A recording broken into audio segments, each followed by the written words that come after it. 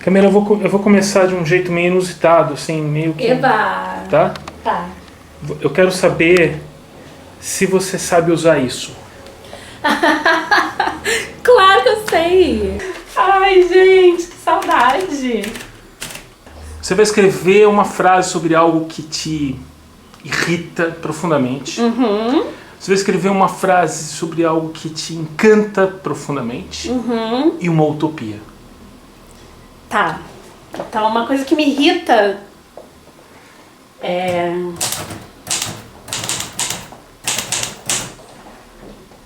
tá meio clarinho, Tudo mas bem. dá pra ler, né? Dá. É que o Carlos comprou a última fita, em 1935. Gente, tem muito tempo que eu não pego numa máquina de escrever, tô até emocionada. Tá, agora uma coisa que me encanta. Literatura. Uma utopia, Uma utopia no sentido de algo a se buscar. Então, uma coisa que me irrita, machismo. Uma coisa que me encanta, literatura. E uma utopia, socialismo. Estamos arrumados. Sim, que chique. Nesse cenário lindo. Me conta uma coisa, Camila, eu nunca soube qual é o seu cargo na Kobo. É assim, não sei o meu cargo... Eu devo te apresentar pelo cargo. O meu cargo, ele não existe no Brasil, né? Que é Publisher Relations Manager. Na verdade, é Senior Publisher Relations Manager. Olha só. Super cargo, né? Publisher Relations Manager. Em português seria um relacionamento com o editor, um gerente comercial, seria algo assim. Então assim, olha... Publishing News entrevista Camila Cabete. Sim! Uma das maiores defensoras nesse mercado editorial da expansão do livro para a plataforma digital. Sim. Acho que essa porque um antigamente... resuminho, pelo menos profissional. Né? Antigamente as pessoas falavam que eu era defensora, e até eu mesma achava que eu era defensora do e-book. Mas não, né? Eu sou defensora de todas as plataformas que possam ajudar o conteúdo a chegar no leitor. Então, você tem que considerar aquela coisa do Star Wars, aquela holografia, qualquer coisa. Holografia, exatamente, imagina. Não, você é contra a holografia. A gente não sabe o que vai ser daqui a pouco, gente não né? tem ideia. A gente tem uma vaga...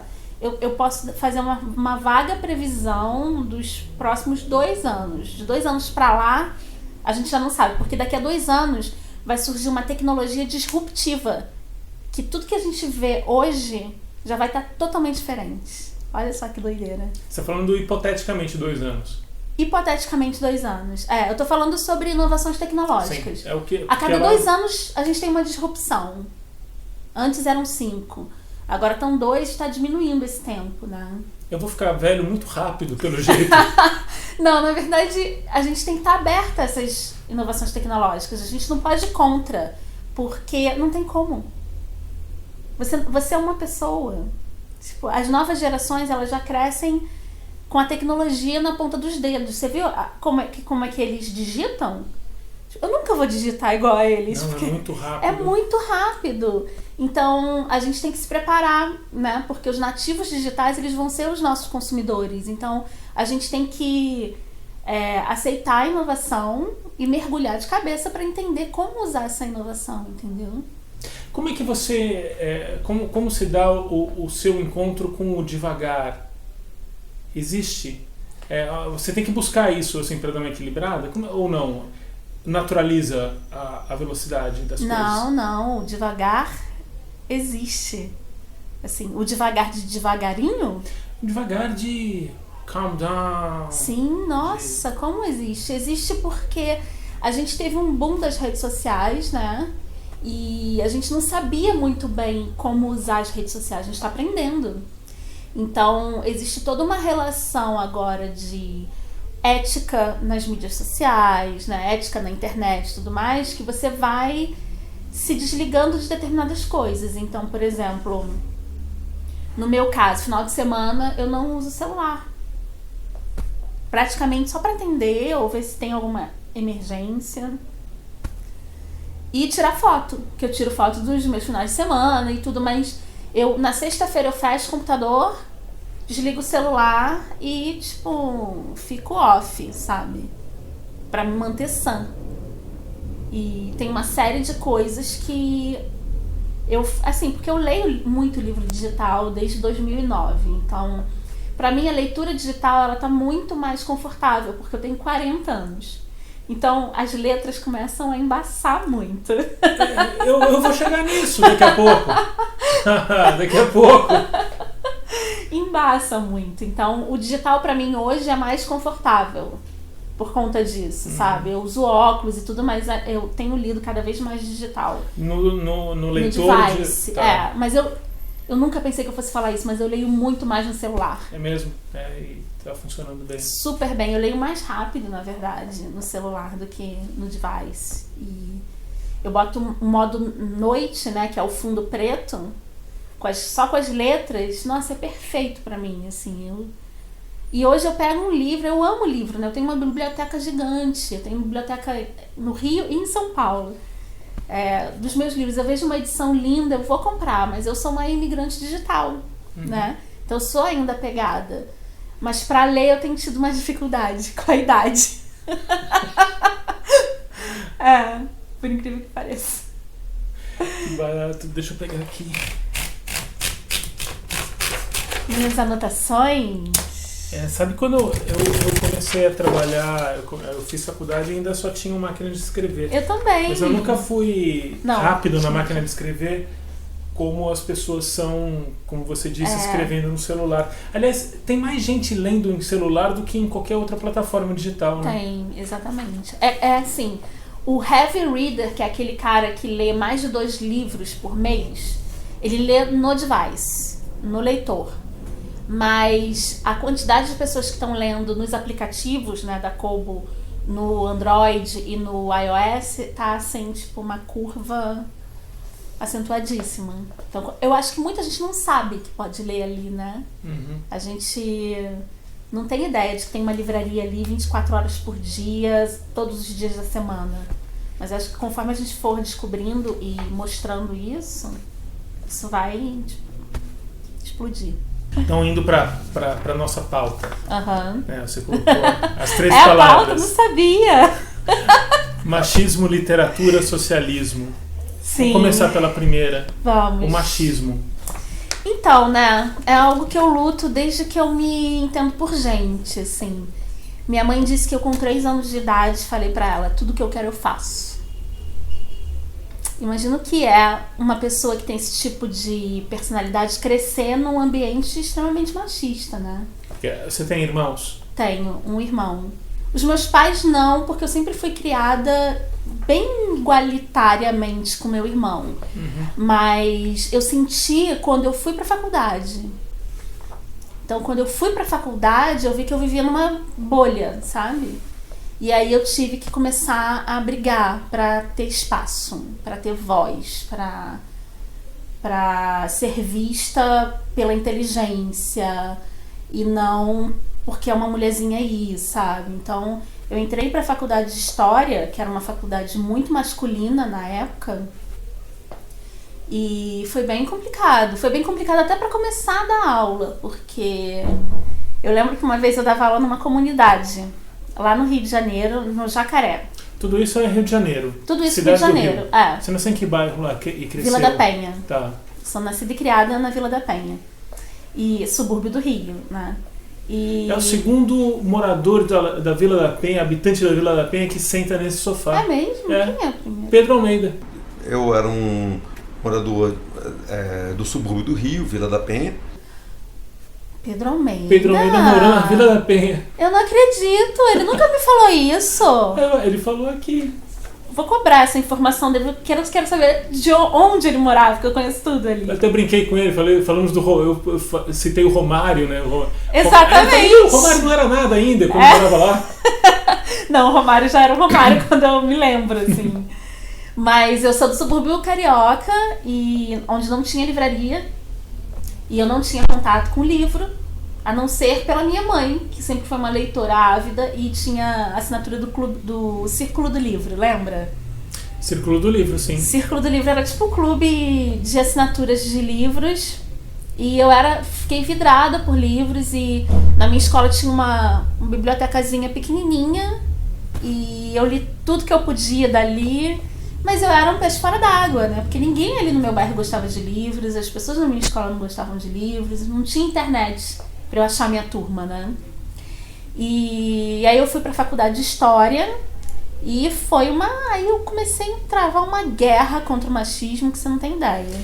Entre você perceber que estava numa bolha e começar a brigar, tem um gap aí de sofrimento, de encolhimento? Tem um gap aí de uns bons anos.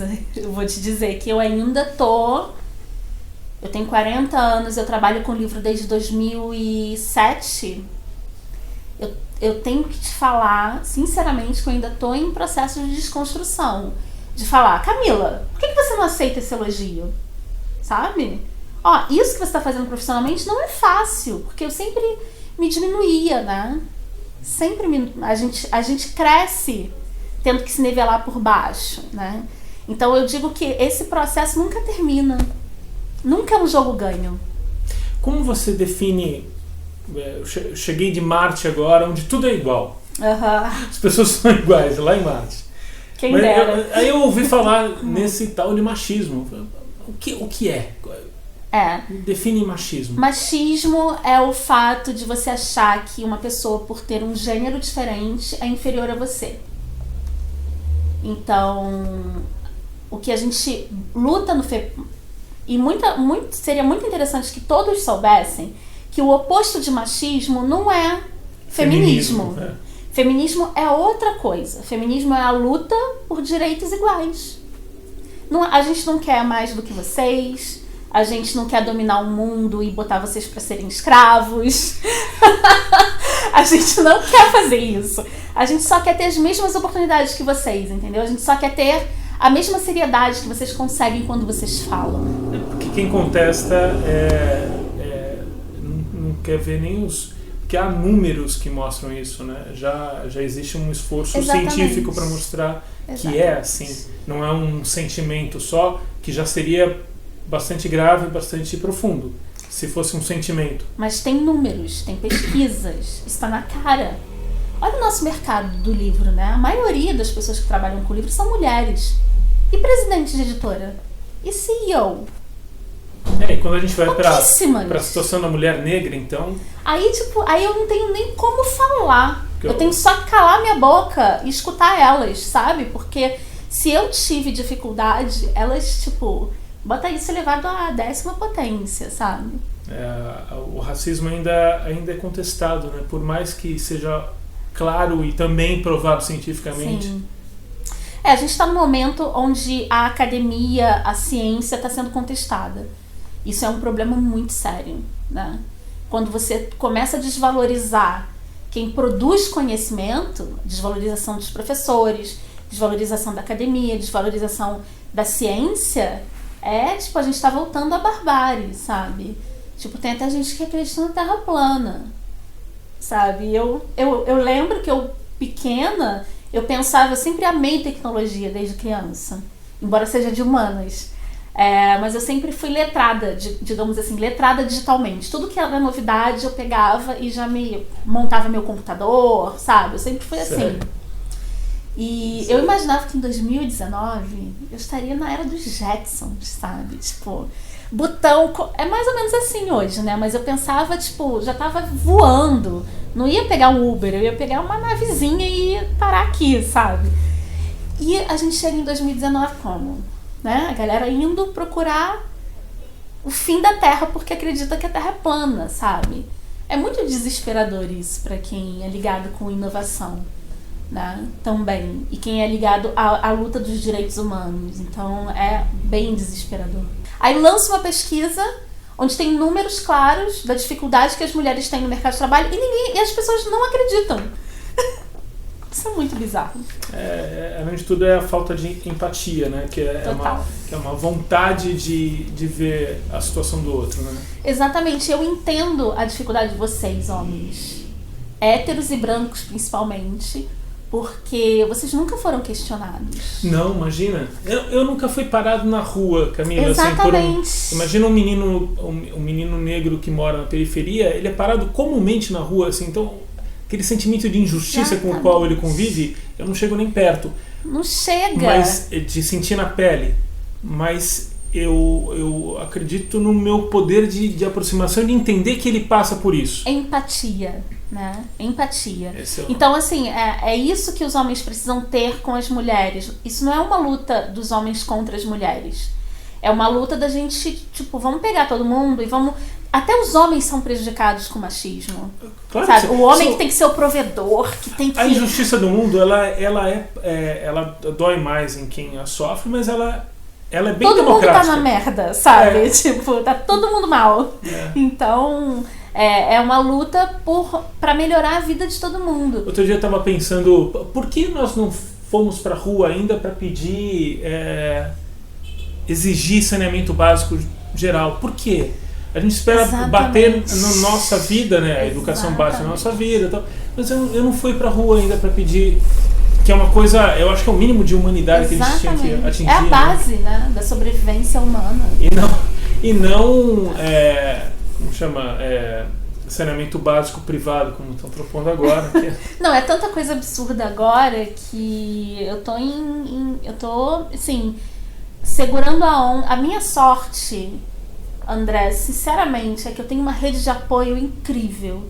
Então eu tenho grupos de mulheres e grupos de profissionais e de homens e pessoas muito esclarecidas aqui na minha bolha, né? Então isso me dá uma tranquilidade para continuar, porque as coisas que estão acontecendo agora é uma porta aberta para depressão, sabe?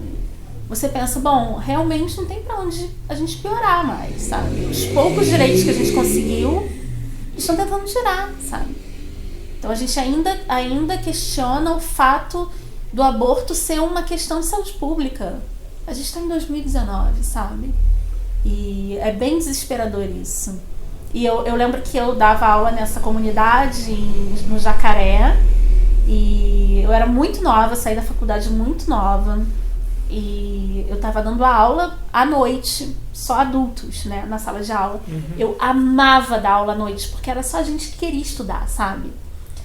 E chegou um cara bêbado na sala de aula e perguntou, cadê a professora? Porque eu estava atrás corrigindo um trabalho de um aluno.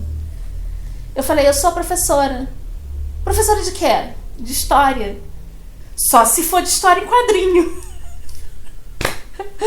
Tipo, e todo mundo começou a rir, mas ao mesmo tempo, eu também comecei a rir, obviamente, mas ao mesmo tempo os alunos levantaram e falaram, professora, quer que eu resolva esse problema? Eu falava, não, tudo bem, pode entrar se você quiser ver história em quadrinhos e tudo, sabe? Então, é muito complicado. O homem, ele nunca vai passar por determinadas coisas que a gente passou. Então, por exemplo, você manda um e-mail, se você mandar, você vai ter uma resposta diferente da minha, numa velocidade diferente da minha. Isso ainda acontece. Teve até um experimento de 2 profissionais que trocaram de e-mail. Um homem e uma mulher, eles trocaram, usaram um e-mail do outro durante um dia. E o cara ficou, mas como assim as pessoas não me respondem? Sabe? Então ainda existe muita coisa pra gente andar, a gente ainda sofre muito. E até no mercado editorial, onde a maioria dos trabalhadores, de grande maioria, eu acho, as mulheres dentro das editoras, né? Gente, eu ainda passo por isso em 2019. A gente ainda tem medo de andar sozinha na rua. Sim. A gente ainda tem medo de aceitar uma bala no Uber. Então, com 7 anos de idade, um menino passou a mão em mim e me chamou de gostosa. Eu tinha 7 anos de idade. Eu fiquei aterrorizada. Sabe? 7 anos, cara. 7 anos. E aí vem o cara falar pra mim que não tem cultura do estupro, sabe? Então, é complicado. Mas eu faço a minha culpa de que a nossa luta por sofrermos tanto, às vezes a gente é muito agressiva na hora de dialogar. E a gente tem que quebrar também essa agressividade. A gente tem que começar a trazer os homens, né, para essa luta, porque não é uma luta de um contra o outro. No mercado editorial, isso é atenuado porque é um meio intelectualizado, tal, então isso não existe. Como eu queria que você tivesse... Eu me saio bem como cínico, não sai? Como eu queria que você tivesse Não, certo. porque isso é que eu andei ouvindo coisas sobre na academia, escabrosas. Sim. Né? A educação resolve tudo. Sim. Resolve tudo, mas aí na universidade acontece esse tipo de coisa. Eu acabei de Então saber que não uma é só a educação que resolve tudo. Não, eu acabei né? de saber que uma cientista foi estrangulada no campus da UFRJ. Por quê? Porque era mulher, entendeu? Então, eu Mercado gostaria... editorial, Mercado editorial. Não, a gente ainda sofre com isso, porque se você pegar as grandes associações do mercado, tem muito pouca representatividade nossa ali dentro. Então, eu não me sinto representada, né, como mulher nas instituições mais formais, assim, do nosso mercado. Vou nem falar da questão trans, isso é praticamente inexistente no nosso mercado, tá? Então, eu não sou representada. Como é que eu vou achar que uma entidade me representa se eu não tô me vendo lá? Entendeu? Então, tem esse problema. E a culpa também é nossa, tá? A culpa também é nossa, porque a gente deveria brigar mais por essas posições. A gente se acomoda. Os caras, eles não te dão o microfone. Você tem que arrancar o microfone deles. Então... Aqui não precisa, não faz Não, isso já porque tá ele aqui. é frágil. O microfone já é meu aqui, entendeu? Eu se entendo completamente. Isso quando não está com o microfone na mão e interrompe. Exatamente. Ou mansplaining, né? Te explica o que você já sabe de cor. Isso é fatal. Quando você entende o conceito de mansplaining, nossa, você vê que os caras, eles fazem sem querer. Que eles cresceram assim. Nosso mercado é um mercado extremamente patriarcal, né? As editoras, elas estão, a grande maioria, e as grandes editoras estão nas mãos de homens. A gente vê muita mulher nas bases e chegando até o cargo de gerência, de direção pra lá, tipo, é um deserto de mulheres, assim, não existe. É muito difícil de você ver, infelizmente. E não falo nem das instituições, né, de representatividade do mercado, que são compostas 100% praticamente de homens nas cadeiras e nas assembleias, sabe? se você quisesse se candidatar à presidência da CBL, você poderia? Não sei. Pra você ver como a gente é, né? Eu nunca cogitei a ideia. Eu nunca cogitei. Isso é bizarro, porque se fosse um homem aqui, ele iria falar, claro, óbvio. Ou não, mas não por não poder. Ou não quero. Eu não sei quais são os estatutos, eu tô chutando Eu também aqui não sei muito, porque quando eu vi que eu não tinha abertura ali, eu saí fora, entendeu? Da política também. A gente tá errado, a gente tem que entrar nessas comissões pra gente ter representatividade. Isso dá trabalho pra caramba. Mas a gente tem que fazer isso. A gente tem que ser ativa politicamente. Não tem outra saída. Se a gente não ocupar esses lugares, não tem outra saída. Eu conversei com a Mafuane, ela é a presidente da Associação da Avon, é uma fundação, né? Avon para meninas e mulheres em situação de violência. E ela me falou isso, ela falou, se a gente não ocupar, não tem solução. E ela fez uma pesquisa com umas entidades, que eu não vou saber, obviamente, o nome agora, mas que pegava a situação política da mulher no Brasil, é a pior do mundo. A gente está atrás da Arábia Saudita. Nossa! A gente está atrás de países muçulmanos. Então a nossa situação política brasileira é assustadora. É praticamente inexistente mulher na política brasileira. E a gente tem que começar a ocupar esses espaços. E a gente vai sofrer muito por isso. Vide caso Marielle, né? Eu vou pular então um item aqui do papel. para entrar na política, porque daí a terceira palavra que você me datilografou lindamente nessa máquina Royal, que era a marca usada por Cecília Meirelles. Linda essa máquina. Não é? Tô apaixonada. É coisa de cara do carrinho. Dá pra ver. Foi socialismo a palavra. Eu sou que socialismo? Pois é, a gente não sabe, né? Porque todos os modelos de socialismo que existiram no mundo, na verdade, não representam o socialismo, né? A gente teve o fidelismo, a gente teve o stalinismo, né? Agora o socialismo a gente não teve. Então, o que a gente chega perto são os países como a Dinamarca, né? Como o Canadá, que são países capitalistas na sua essência, só que com os direitos básicos para todos eles. Então, muito pouca gente lê o Marx, né? Ele tá tão demonizado, assim como Paulo Freire e tudo mais.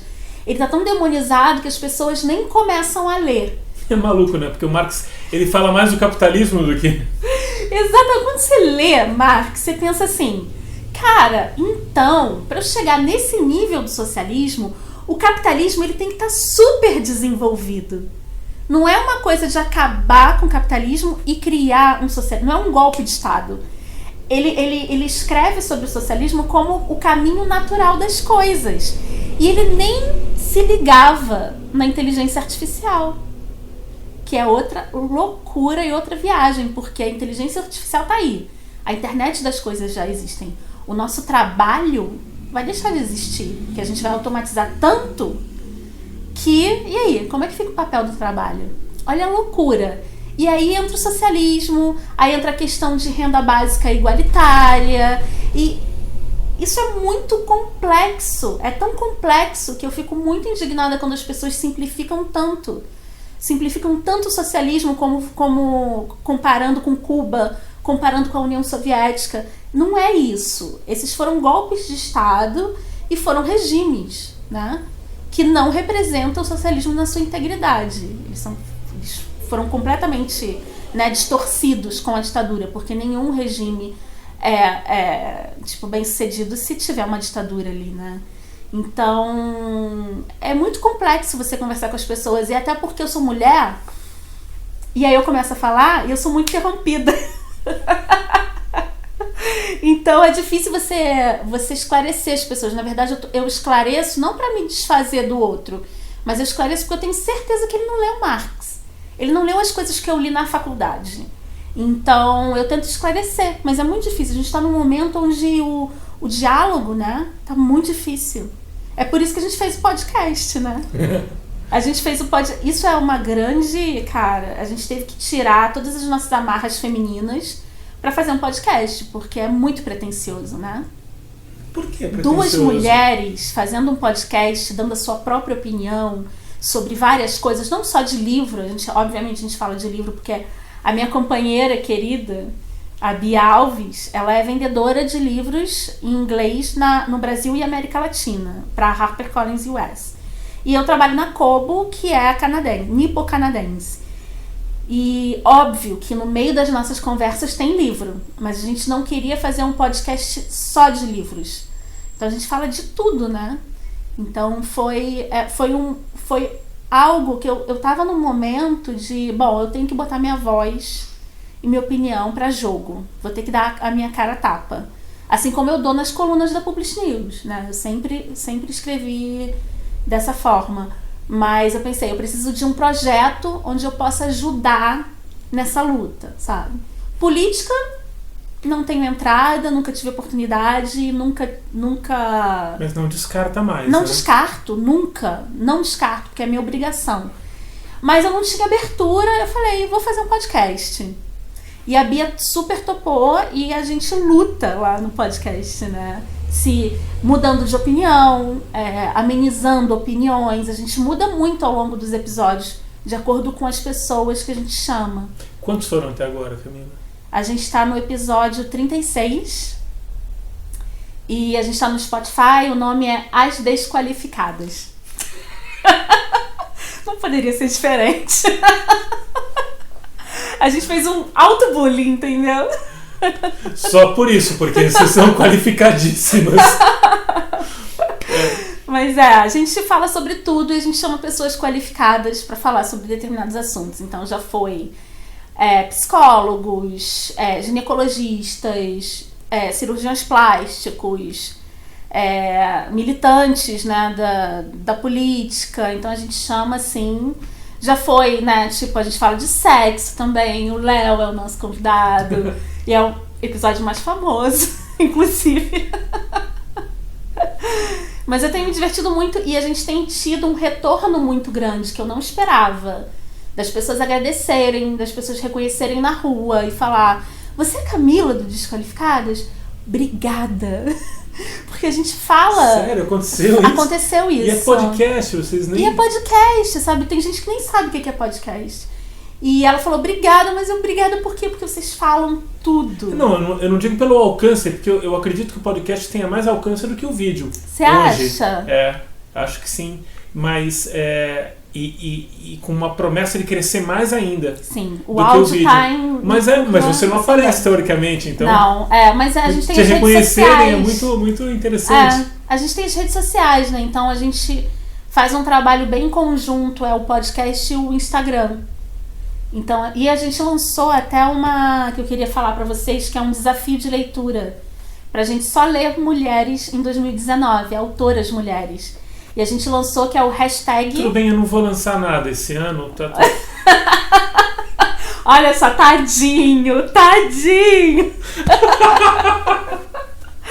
Não, gente, sigam nas redes sociais o hashtag Desafio Desqualificadas, que são 24 categorias que você tem que ler autoras naquelas categorias. Então tem livro de terror, ou um livro sobre uma atleta mulher, ou um livro tem uma categoria que eu amo, que é ficção científica, que eu descobri a Butler, né, que eu li Kindred, que eu fiquei... Então eu tô descobrindo coisas incríveis por causa desse desafio.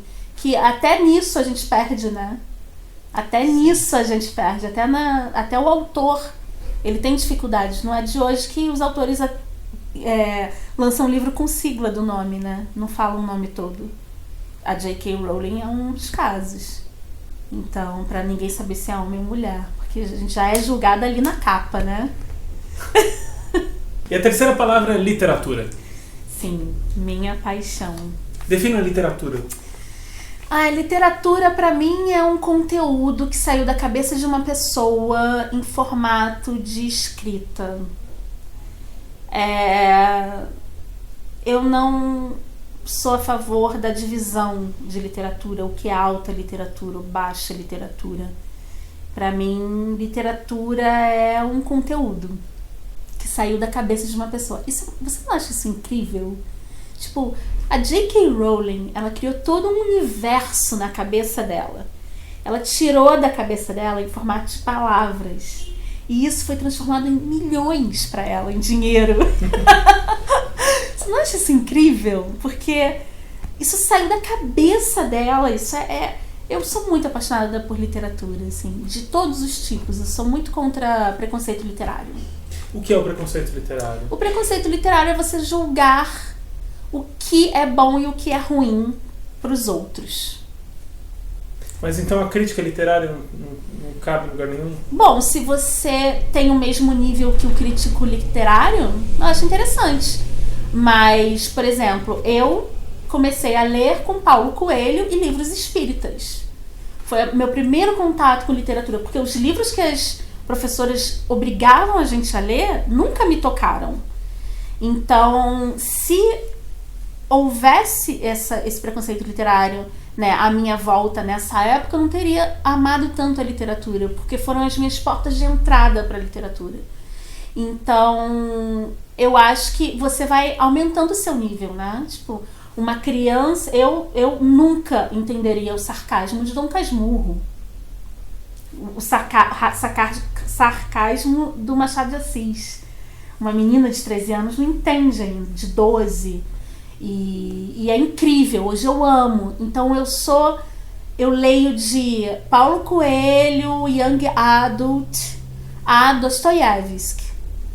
Eu amo clássicos, mas eu também amo um mais vendidos aí que sai e tá todo mundo lendo, sabe? Eu acho que é uma porta de entrada, pode ser uma porta de entrada. Você não pode querer que um crítico de literatura tenha o mesmo nível de uma pessoa que está começando a ter contato com a literatura agora. São curtições diferentes, né? Totalmente diferentes, totalmente. É isso que eu falo, a curtição de um não deveria anular o outro, que é o que acontece, né?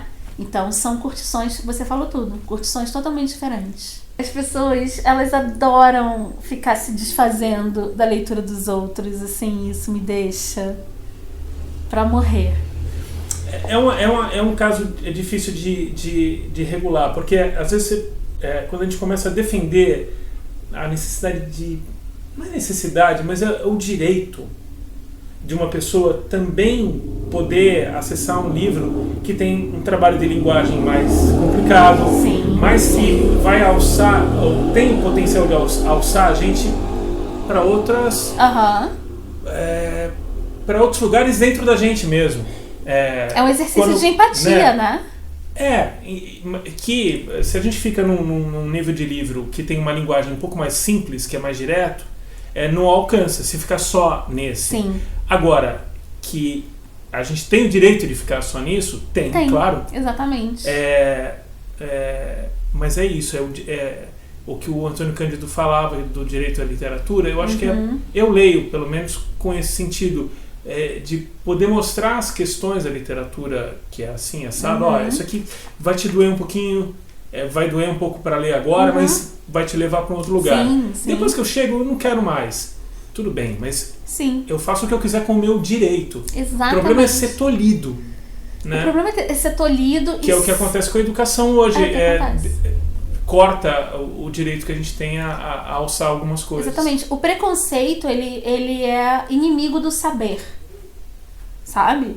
Então, o preconceito, ele acaba com a literatura, porque você tem níveis, né, de entendimento literário. Eu não consigo me imaginar com 10 anos lendo, tipo, Dostoiévski, porque não tinha maturidade para aquilo. Tem crianças de 10 anos que tem, e tá tudo bem. Mas se eu tivesse sofrido uma pressão, que não aconteceu, ainda bem, mas se eu tivesse sofrido uma pressão para ler só coisas de alta literatura, eu não iria amar a literatura do jeito que eu amo hoje, sabe? Porque eu continuo vivenciando isso com alunos. Eu falava com os alunos, né, sobre a importância dos livros e tudo mais, e eles falavam, eu não gosto de ler. E eu começava, o aluno gostava de quadrinhos. Eu falava, cara, esse quadrinho você vai amar. Tem muita graphic novel incrível, sabe? E assim ele ia tomando gosto pela leitura, né? A gente tem que entender, é uma coisa muito personalizada. Tudo é personalizado, né? Nosso corpo humano é personalizado. A gente não pode tratar um como o outro. Então a gente tem que entender isso é outra questão que o pessoal fala, você é a favor de inovação tecnológica, então você está se desfazendo do professor. Não, muito pelo contrário. O papel do educador e do tutor, né, do curador, é fundamental nesse processo. Né? A gente entender a cabeça daquela criança específica e tentar acertar algo que ela vai ler é incrível, né? E é assim que a gente atinge as pessoas com literatura. Então tem gente que chega pra mim e fala, eu amo quando vocês falam de livro, mas eu só leio o livro Young Adult. Tudo bem também, sabe? Tá tudo certo, o importante é ler. Porque a leitura me salvou, né? A leitura abriu mundos pra mim que eu não tinha conhecimento. Ela abriu possibilidades incríveis pra mim. E eu acho que isso pode ajudar todo mundo. Então, o acesso ao conteúdo, seja ele em que formato for, pra mim é fundamental, sabe? Deveria estar na cesta básica. Né? Com certeza. Camila, você deixou de ser professora? Não, nunca. Eu sempre participo de palestras, sempre que me convidam para dar aula, né, do mercado editorial, eu participo, mas eu dou mais aula do que eu vivo, né? Eu não dou mais aula de história, infelizmente. Gostaria. Mas amaria. Amaria. Eu parei de dar aula de história porque eu só trabalhava em comunidade, porque, né? vamos ser professora onde os outros precisam da gente. Então eu só ia pra comunidade no Rio de Janeiro, morros e lugares perigosos. E minha família não estava aguentando o tranco. E tinha épocas que eu dava aula e começava o tiroteio e os alunos rindo falavam: professora, tocou o sinal. Era o tiroteio, sabe? Nossa, é engraçado, mas não é. Exatamente, exatamente.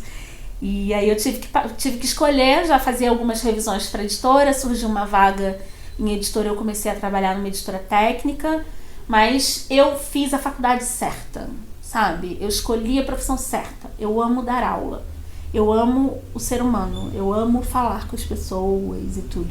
Então toda vez que me convidam eu aceito, porque é uma forma de eu estar exercendo aquilo que eu amo, que é dar aula, né? A pergunta que eu quero te fazer é essa, porque é uma preocupação nova, pelo menos para mim. Não é nova, pelo menos desde 1818, 17, porque desde que a Mary Shelley escreveu Frankenstein. Ai, meu livro mais recente favorito. O que é ser humano? Você estava falando de inteligência artificial, né, de comunicação com as máquinas trabalhando mais ativamente ainda conosco, né? Essa sociedade feita de humanos e inumanos. Aí, o que é humano? A partir do momento em que existe já uma máquina que sai aqui da cabeça e faz o cara enxergar, né? Sim. Ou as próteses, uma prótese, né? E a inteligência artificial, que às vezes em alguns testes já se passou mais por humano no sentido Sim. como qualidade do que o próprio humano. Sim, sim. É uma longa discussão filosófica ainda sobre o que é ser humano, né? Mas o ser humano atualmente, porque amanhã a gente não sabe, mas atualmente é o que tem a capacidade de empatia, é o que tem sentimento envolvido. Por isso que eu não acredito em nada muito formal, sabe? Porque aquilo pra mim não é um humano, é uma máquina que tá falando coisas que aprendeu e não tá reproduzindo o sentimento. Então eu acho que o sentimento, a empatia, a sua história de vida faz de você humano, sabe? E quando você renega isso, ou quando você automatiza alguma coisa dentro de você, aí vem a doença, né? Sempre acontece isso. E aí você faz o quê? Paga um dinheirão pra fazer terapia, pra voltar a ser quem você era quando era criança. Olha só que loucura. Então, eu acho que isso é ser humano. Tá totalmente ligado a sentimentos e a capacidade de empatia. Se bem que alguns animais têm muito mais empatia do que alguns humanos, né? Eles demonstram empatia. Mas a gente não sabe de um muito nível sobre diferente, isso. Não dá falou a gente não tudo. sabe. A gente simplesmente não sabe. Isso. Eu já tinha Falamos batido muito, no tempo. né? Falamos. Você acha? Eu falo muito, sempre. Mas, assim, aquele falamos muito sabendo que não falamos nada, né? É verdade. Porque seria muita pretensão, né? Achar que a gente cobriu qualquer assunto, né? Mas foi muito bom. Porque dá para aprofundar, as coisas podem ser aprofundadas. Você falou num ponto muito interessante, assim, da simplificação. A simplificação fez muito mal para nós todos, né? Pois é, mais ou menos. Por exemplo, a simplificação, se você pensar no formato, na parte tecnológica, foi maravilhoso. Mas a simplificação do conhecimento foi muito ruim. O conhecimento ele tem que ser aprofundado sempre. Embora a gente esteja num momento extremamente generalista. Eu acho que você não precisa saber só de uma coisa, mas você precisa aprofundar tudo que você sabe. Agora, a simplificação tecnológica foi fantástica. Imagina, você é um autor e você pode dar saída ao seu conteúdo de diversas formas. Isso é incrível. Não é só mais um papel e um livro ali físico que você tem que botar no correio. Ele pode estar como e-book, ele pode estar como audiobook. Ele tem um alcance muito maior. Então, a simplificação nesse sentido eu acho incrível. Agora, a simplificação do conhecimento, não. Acho que tem muito doutor em política sem nunca ter lido um livro a respeito, sabe? Isso é muito ruim. É aquilo, eu acho que a academia eu tenho várias críticas à academia.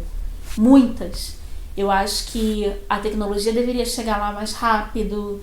Eu acho que as coisas deveriam ser atualizadas de uma forma muito mais rápida, para que as pessoas consigam colocar em prática o que aprendem na academia aqui fora. Mas ela ainda é fundamental. E não vejo outra forma no futuro de que não seja, sabe? Quando uma coisa boa dá defeito, a gente tenta consertar e não destruir, né? Exatamente. É isso que o nosso governo deveria saber, não é mesmo? Esses tempos assustadores, e a gente fala de uma maneira mundial. Mundial. Vamos passar, Camila? 10 anos atrás a gente não estava nessa. 10 anos daqui a 10 anos a gente vai estar fora disso? Um pouquinho mais. Eu não vejo uma saída daqui os próximos 15 anos. A gente vai ter que lutar bastante. Muita coisa que a gente vive é cíclica, né? Então a gente já viu isso acontecer, né? A gente que estudou história mundial na faculdade, asiática, né? A história, não só a história ocidental, né? Que é só uma partezinha da história. A gente tem a parte toda oriental que ninguém dá na escola, né? Então, de acordo com o que você vai estudando, você vai vendo que muitas vezes são cíclicos, né? Não é a mesma coisa, nunca vai ser. Mas a gente está passando por um momento bem de depressão do conhecimento e a minha mãe é espírita e ela bota tudo na religião e ela fala que todo mundo da Idade Média está reencarnando junto. Que assustador. Eu adoraria acreditar nela, mas... um trem de lá. Pois é. Mas é uma coisa cíclica e eu, sinceramente, eu não vejo melhora nos próximos 15 anos. Embora a gente tenha a tecnologia hoje. Então a informação é muito difundida hoje, coisa que a gente não tinha na Idade Média, por exemplo. Mas tempos difíceis passarão, muita gente vai morrer e muita luta a gente vai ter que travar e não vai ser fácil. Mas a gente tem aí o 5G chegando, né? Que vai resolver todos os problemas de conexão que a gente tem, que é uma coisa que eu acho que vai ser a próxima tecnologia disruptiva aí nos próximos 2 anos.